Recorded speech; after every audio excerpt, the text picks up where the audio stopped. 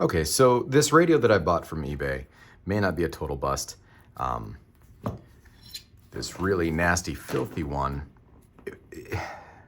Oh no, that's the clean one. Forgive me. This really nasty, filthy one, let's turn it right side up. It actually had a microphone pin in here. And believe it or not, I think I can still use this because I am either going to use a remote head attached through the back port, or I'm going to use the handheld control mic, which is also attached through the back port. So this really doesn't matter for my application. I think what I'm gonna do is mount one of these in my truck so that I can do non-affiliate scanning on the go, and the other one is going to be in this enclosure. The big issue that really kind of fried me, oh, sorry, I misspoke. This little micro dB something connector, that's what the handheld control mic plugs into. Anyways, I was pretty fried when I realized that somebody had cut the power cables. And I can't necessarily blame anybody for that. It is just stupidity on their part. Yeah, I'm calling them an idiot for doing it.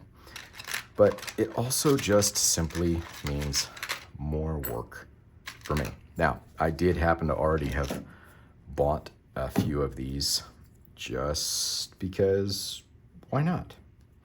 And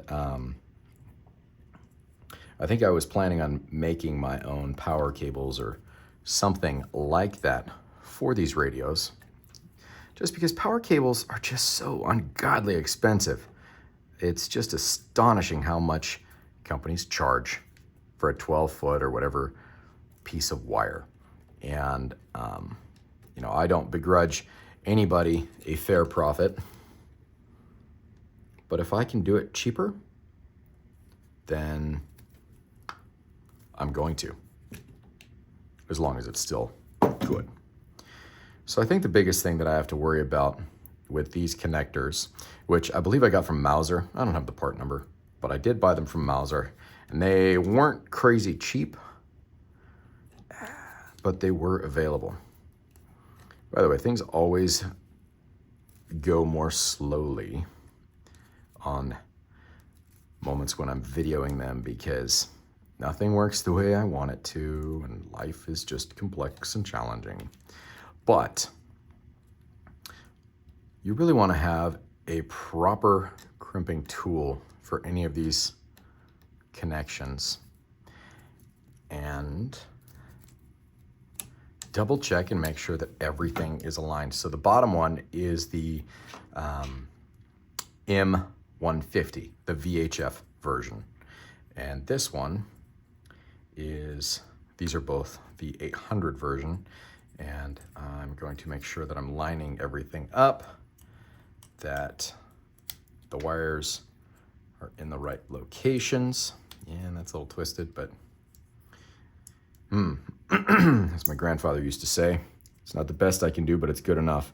And I always found that very strange coming from a man who was an absolutely meticulous individual. Okay, great, one done. So it's easy to get frustrated about stuff when you first buy something off eBay. For me, it's the expectation of, this is gonna be amazing. And then you start opening it up and you're like, oh, there's a reason why somebody sold this. I get it now. And I think there just has to be a reasonable expectation with eBay finds. That stuff is on eBay for a reason. That one doesn't look that great, but I'm sure it'll be just fine. Yeah, stuff is on eBay for a reason. It's not always because you are destined to get the best deal ever. But I can still hope. So, with just a few dollars and a little bit of elbow grease,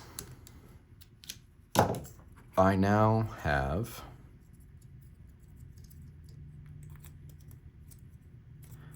a set of fully functioning radios. Check that out. That wasn't that bad. Anyways, take care, guys. Talk to you soon.